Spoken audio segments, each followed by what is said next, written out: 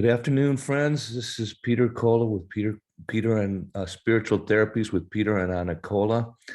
I'm coming before you today in my ongoing attempts to bring spiritual therapies and the application of God back into the healthcare system. I am publishing a story or a word for today. This one is called "Pull Your Head Out of the Water, Wake Up, Open Your Eyes, Stupid." Seems to be the call phrase of the day lately, especially in the truther movements and among many of the frustrated truthers that are out there. I hope to be one of those. Anyway, before we get started, I'd like to mention that I am a practicing physical therapist, medical practitioner with over 35 years of experience. I had decided, about 15 years ago, to put God back into the treatment scenario. That didn't go without cost. It cost me my practice, cost me my livelihood, but it's okay. I still practice, I still work, I still treat people, oftentimes for free. I wrote about the experiences, some of the miracles that I saw by putting God into the medical scenario and how I would see, hear, and experience miracles with patients. I wrote about them in a blog, paulerpeter.com. Later, I published those many stories in this Heal Yourself for God's Sake book. It is a conglomerate of those stories and also explanation how you can do it yourself. What helps one person can help another, and how it relates to the Word of God. Later, I wrote another book called Quantum Ascension, where I asked God, how does it work? How does it work on an elemental, on an electric, or an energetic basis, vibrational, etc.? Everyone's talking about ascension these days. And so he explained it to me, so I wrote it down.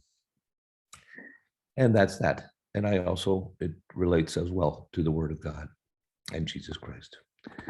So those books are one of the only ways that we support these programs. We don't monetize. So there are links below. We do have a GoFundMe, although nobody ever does anything with it. And if you wish to have a signed copy of our book, you can write me at posture.is.everything@gmail.com, and I will send you, if you pay for the book, obviously, because I have to pay for them. I will send you a signed copy if you don't want to use Amazon. We use Amazon right now. So without further ado, I want to get started with this. I actually wrote this for my good friend, David Nino Rodriguez, who I have been sending spiritual therapies instructions to and helping him with some issues he may have commented with on the program that we did now months ago. And hopefully we'll be doing another one soon. So here we go.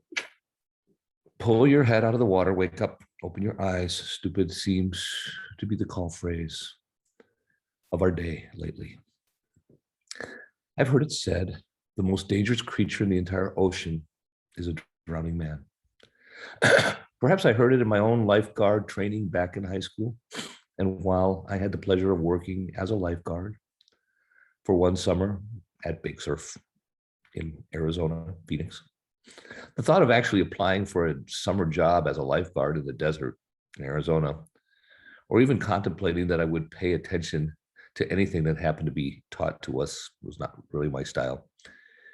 Seems to lean more from the ludicrous to the more likely conclusion that I probably heard it on a movie or one time or another.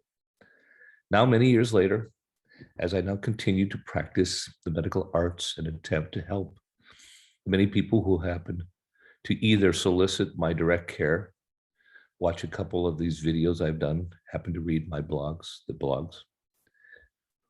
or one of the few books I have published so far, it seemed that the thoughts in and around the water comes more and more into the picture, at least when trying to paraphrase the nuances around sicknesses and the ability to heal from them. Water is one of the main things I talk about, write about. It's what our body's primarily made of.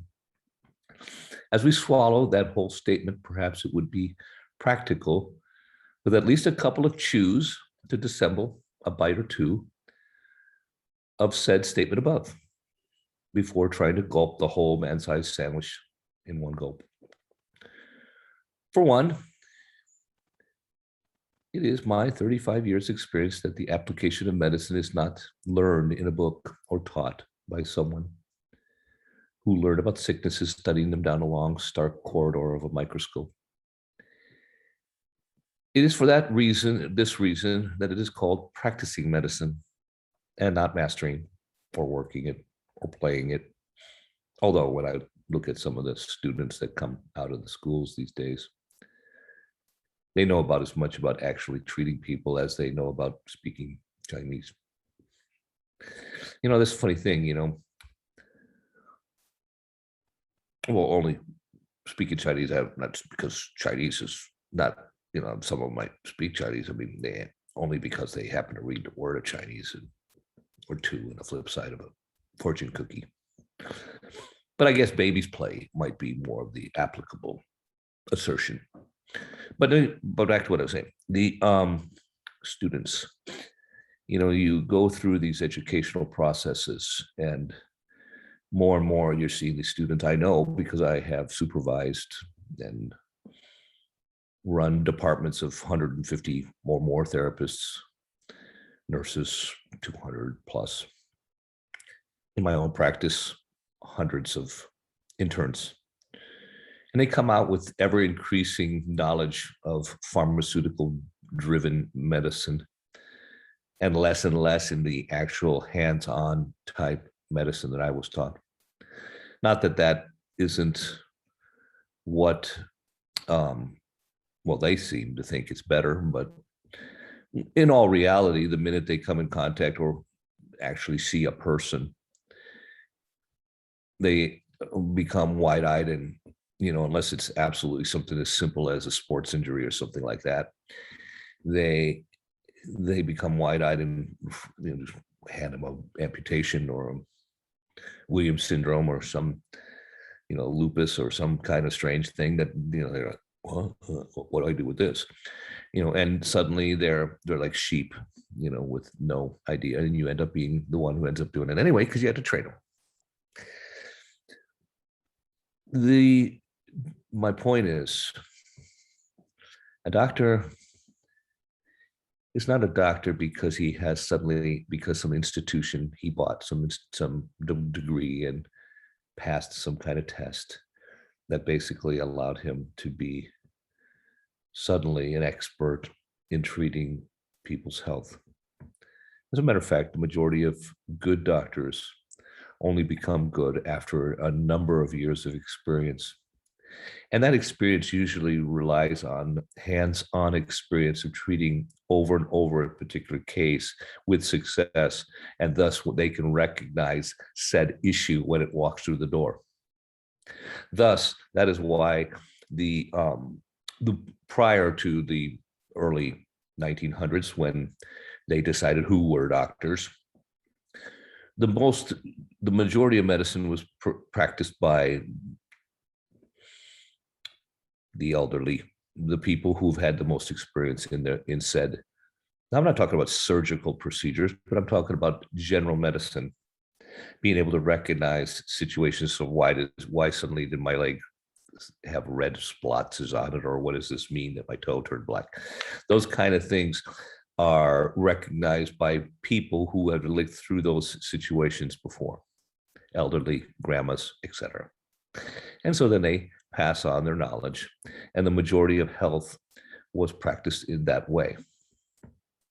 And they did with their kids or their other members of their village, what was done with them with success. And now we are being told, no, there's only one way to do it, and it's this way, with the pills, this is the only way you can take care of this. Yeah, well, I don't buy it. And as you've read any of my videos or seen any of my videos, read any of my articles, you'll know that I stand against that, because what I have noticed in my own practice, in my own experience, that is often the majority of this kind of stuff actually led to more problems than it actually helped, along with these. babies play. These new guys that come out, they might as well don't call it practicing, but call it babies play, because that's what you're doing. You just play. You're a baby and you're playing around in your little practice.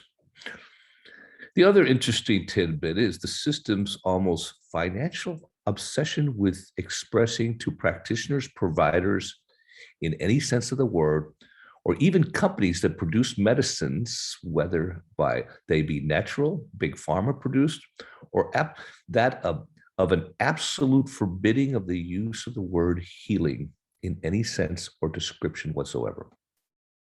It's been fanatic lately. I mean, it never was before. Since I can emphatically report these same institutions, while they too may be aware that healing can only come from God, maybe they are, I think they are, I don't think they forbid it out of some kind of reverence for him, or perhaps an indirect attempt to give him credit. Oh yeah, they do it because they don't want that word to be thrown around. What does this all have to do with water? Or as it's commonly written in my own gaggle of writings, seemingly endless speakings on the potential of water in and out of the healthcare as well as our own healing arenas. I said healing. In this particular case, here I was in this time venturing down a completely and until now very stifled path in my own writing, of which I have yet to publish, and that is a novel. That's what I've been busy with lately. Yikes. And for anyone who may have taken a moment or two to read some of my writings and see that, at least for me, writing is not exactly placing down words on paper to state a point, following a line of reasoning to some foregone conclusion further along in the end, an even wordy tale or story. But in essence, I attempt in words to describe the image that has suddenly appeared in my head, and then through the words try to understand it myself. Perhaps this falls back into my own experience and God-given talent in art. I was an artist when I was younger. People who know me would tell you that when it comes to any inclination of creativity, long before I could even ever write, let alone comfortably read and understand a sophisticated story, I could paint and draw pretty much anything I could see with almost photographic realism. It's true. I even had a scholarship. I could have won a national contest. First in the nation, painting, portfolio. Not exactly a practical tool when your own father tells you at the earliest age, stick with a real profession, doctor, lawyer, engineer. You don't want to end up one of those starving artists painting sofa-sized paintings and selling some on some street corner somewhere. I heard that from, I think, about 4 years old on. So we were kind of poor, so that was not going to happen. So here we are again, another image, and I sit here trying to put it onto paper, or at least to make complete sense of it, and try, even if but in the weakest sense, to do what God told me to do, and that was right. He did tell me. If it happens to have something significant to do with medicine, or warrants further publication, I will follow it up with a video. Obviously, I'm doing the video, so it must. Otherwise, file it away yet again in the long and not so forgotten, and at least occasionally seen archive of the paulerpeter.com blog. I heard the voice of God say to me, this is what I heard. I heard the voice of God say to me, the kingdom of God is as a scuba diver swimming along in the currents of the sea. Of course, when I say I heard the voice of God say, what I meant to say is, the voice said the kingdom of God is, and then I see this image, and thus write and apply correspondingly what I see. Interesting, as I apply what I know about scuba diving to the image in my head, and then try to apply it to the kingdom, especially about medical care. In our ability to heal and overcome sicknesses, that's what I write about. the ascension scenario in general, the things I have at least the most experience with from a purely experiential point of view, a multi-layered interpretation bubbles to the surface when it comes to scuba diving. I used to scuba dive, not extensively, but about 20, 30 dives.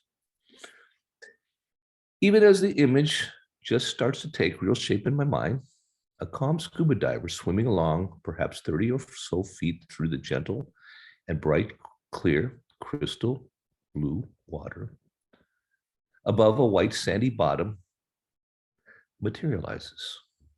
And again, I hear the voice of God say, and darkness dwelled upon the surface of the deep. Immediately, I began to see in my mind small black sharks swimming almost blindly below, first far off in the distance, but increasingly approaching as they swim along the bottom among the other smaller fishes, swimming in their chaotic manner, turning left and then right, searching for prey. A brief gasp of air with its deliverance of increased God, his breath. God breathes air into us. We don't breathe air in. We make room and he pushes it in, by the way. I write about that and other things. Important to know. And the resulting expansion of the diver's chest raises his body just a little onto the slightly higher level of perspective. Now, I don't know how many of you have ever scuba dived, but it's very nice. You have a buoyancy vest, which you fill with a certain amount of air. The lower you go, the more compressed it becomes, and thus you have a tendency to sink. Okay, so you have to add air, keep adding air. Once you get to the level you want to go, then you put a certain amount of air in it, and you can actually lay there flat, and you can swim, and you will not go. You might go up, but you won't go down any lower because of the amount of air in your vest. So you can actually swim sideways, and you will always remain flat. It's kind of like flying. Very interesting and soothing and relaxing way. You just sit there and flop your feet very slowly up and down as the flippers, and then you kind of go through the water. Very, very, like I said, it's mesmerizing for people who've done it. So that's what, taking a deeper breath, you'll often go up, and when you exhale, you'll go down a little bit because your lungs become a buoyancy scenario as well, especially if you take bigger breaths. One might assume, now as this diver took a deeper breath, one might assume this is fear. But I believe it is merely a realization of truth in what he sees that brings about this increased perspective. He takes a breath, more of God's breath goes in him. I see that as a representation of truth, and he rises a little bit. That's true. Because the diver knows he is not in danger, and thus gains the knowledge regarding the true nature of the creatures dwelling below. Because of his perspective, he can see what they are. These dark sharks being by design a creature that dwells and hunts in certain depths, oblivious to the goings-on with the entities who dwell above it. That in itself does not preclude the attraction of potential fear. Had the diver suddenly started to thrash about to the surface, or go about, flaying about in obvious display of fear, or even worse, a devastating panic. Does panic make you panic? I'd be panicking if I looked and saw that guy walking across the ring from the other side. The attractive nature of those created depressive energies in the form of that signal would no doubt elicit an immediate attack by the predatory creatures below. There's an attractive nature to fear for predatory creatures, for the dark things. Without getting into too much yet, I'm take a break here. Sicknesses are the same. They dwell under certain frequencies. If your body, through truths, dwells at a higher frequency, it is physically impossible for those sicknesses to have an effect on you. That is why I have seen with people through truths raise their vibrations and leave the sicknesses behind. Now, what is important to realize that fear attracts them, attracts the attack. You can leave the sicknesses behind, but if you doubt and fear, then you, A, will either sink or you will attract an attack. So that's where the fear not says it more than, Jesus says it more than anything else in the Bible. Fear not, fear not, fear not, fear not, fear not, fear not, says it. So don't worry. Why worry?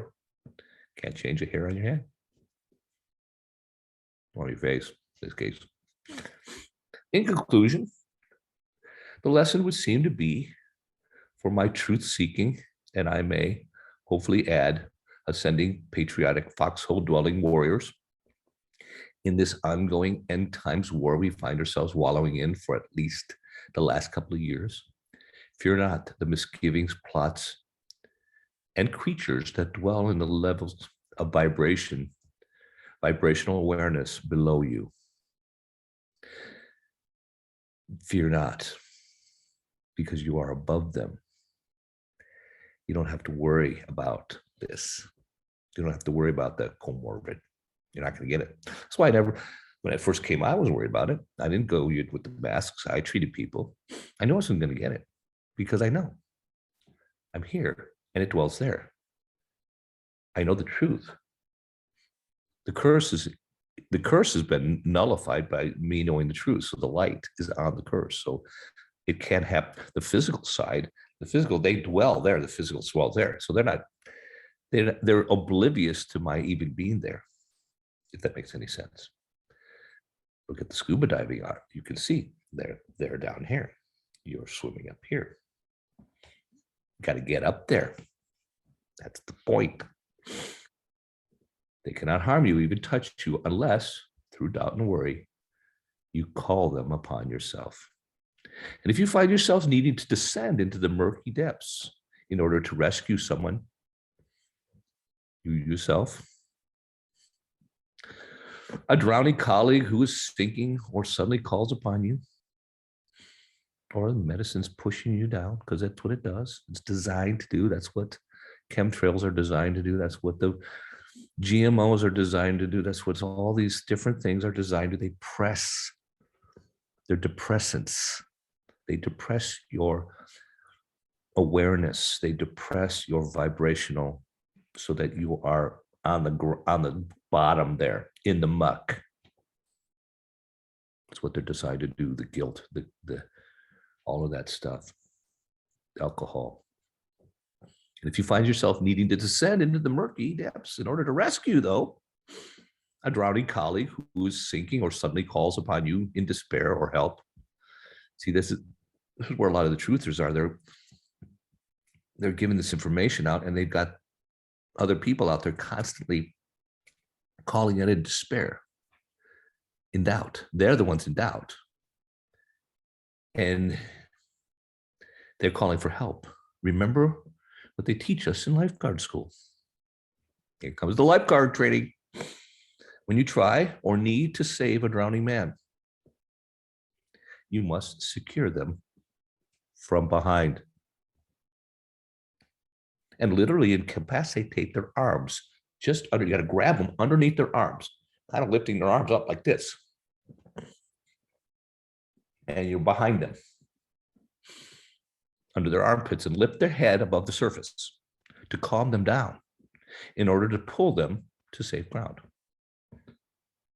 This behind the back attack is crucial. Otherwise, the flailing water gulper will pull you down with him as he continues in his stupidity the very thing that has gotten them in this pickle in the first place. Okay, it's true. The more important than this is the knowledge and confidence such wisdom elicits that allows you to take on such a noble task in the first place without fear. So you're not going in there with fear. You have the knowledge and the skill, knowing how that's the healthcare thing. Got to get them from behind. Talk about it here in a second. I can't tell you how many times in my 35 years of physical therapy, physical medicine treatments, have I had people walk into the office with their own predetermined ideas about what treatments they should or would receive based purely on what they've seen or heard on the internet, or some, mechanic told them, like, hey, this worked for me.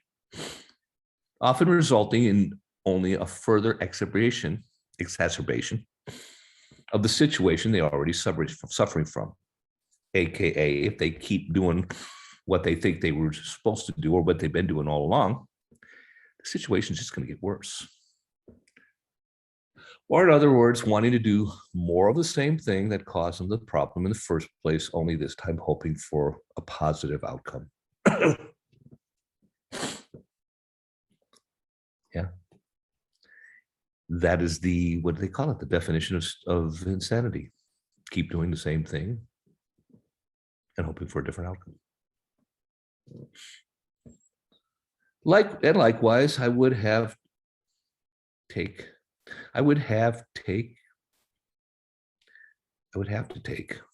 a posture of it's my way or the highway.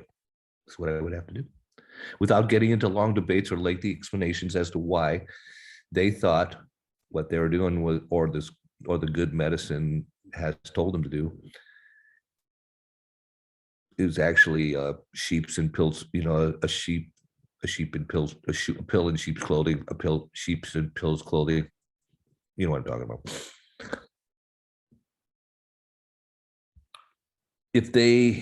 If I have to sit there, and otherwise, even if they accept the treatments you would give them, being different, they wouldn't believe them in the first place and put them into practice if you have to get into these long debates and explanations.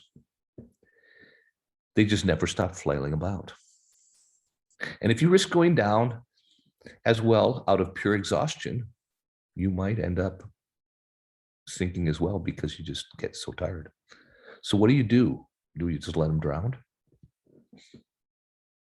Of course not. But if a man is stupid enough to sink already to the bottom, linger too long at this death, and just stay there, giving up until he dies in the now sediment blinding churning of the seabed, how often do any of us just lay there screaming out to God, I'm drowning here, just to hear him say, so pull your head out of the water, stupid. That should probably be the name of this show. I'm drowning here, so pull your head out of the water, stupid. As the idiot further resists any and all attempts for you to calm his ass down, look up and get a fresh gulp of God's life-giving breath. Then do what the lifeguards do, and this is what they teach you. If the guy's fighting so hard to stay down, and there's nothing you can do, and you can't get behind him to grab him and pull him to safety, then you just got to give it a good college try, approach with caution, try to rely as much on the truth about one single subject. Now we're back to talking to a person, talk about one subject about the truth. And in this case, the one that would save their life, breathing. But if they continue to resist, and it becomes clear now that your life is in danger because of your close proximity, aka the shedding, back away and leave them drowned. You never know, you might be able to revive them once you pull them, the unconscious body, from the water a little later. Never a guarantee, But if God still has a plan for them, stranger things have happened. That's what you have to do. If you try to help these people who are flaying about and they're dying there, you can only try a little bit, but don't let them pull you in completely where you go to. And then once they're unconscious, you may be able to revive them. Once they get to that point of everyone has to come to that near-death experience sometimes. Sometimes that's the only way to God, to the near-death experience. That's it. Lifeguards, star seeds, truthers, patriots, spiritual therapists. Anna, my wife, are really all the same. People out there who have, through God's mercy and grace, have seen a little more of the truth, and are trying to help others as well. It is so important that people not only receive the truth, but put it into action.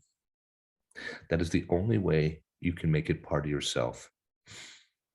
Trying to calm someone down who's flailing in the water, but is not willing to calm down, you will never get them out of the water. Okay? Unless you overpower them.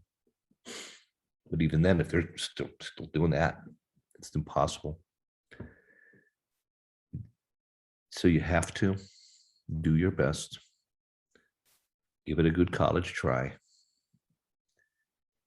And pass on this knowledge that you've learned to others. Like and subscribe. Buy some of my books. That'd be nice. This one. Heal yourself, Kresik. And pass this information. Give this patient information to others. You'll see me again. I will be doing some more videos. I got a whole series that I'm going to release of spiritual therapies that I passed on to my friend David Nino Rodriguez, a whole 10 lessons. I'm going to make them for my people and release them on my channel. A couple, 2, 3, 4 at a day, if I can get it done in the next couple of days. Bless you. I hope this video has helped you. Don't forget that David Nino Rodriguez's Patriot Movement, in which my wife Anna is part of. So if you join that, you ask for Anna, or specifically want to be a part of Anna, you will see below there's also a link in the Patriots Movement, which will put you on her team. You're still on David's team, but just on her part of the team. It's below. So you can check out our website, which is Gems of Health and Wellness, with dashes in between, gems-healthandwellness.com. And that also puts you into direct contact with us if you are interested in talking to me with direct consultation, which I still do for physical therapy and physical medicine, and talk about the spiritual side, helping people to do this. So they can have the same results that other people have had. This is not special people. These are just normal people that had miraculous responses because they ascended in their beliefs. You can have the same. It's possible. What is possible for one is possible for all. Jesus didn't come down just so a few special people could be healed. He came down and showed everyone how everyone could have what he presented. And if that's not true, then why did he say it? You can do everything I did because I am with my Father. I love that. And I rest on that when I try to walk on water. Anyway, so I hope you enjoyed this show, and like and subscribe, like I said. And hopefully you'll see me soon. I'm going to be on Charlie's around the beginning of December. I was supposed to be on it a couple weeks ago, but it got canceled last minute. Things happen. I was supposed to be on the 11th. I'm kind of good that it didn't happen on the 11th. That was the anniversary of the death of my first wife. So, yeah. So that's another subject for another time. Anyways, anyway, bless you. And I hope to hear maybe emails or comments. And like I said, like and subscribe. And I will see you again the next time. Oops, I hit the wrong button here. Stop. There.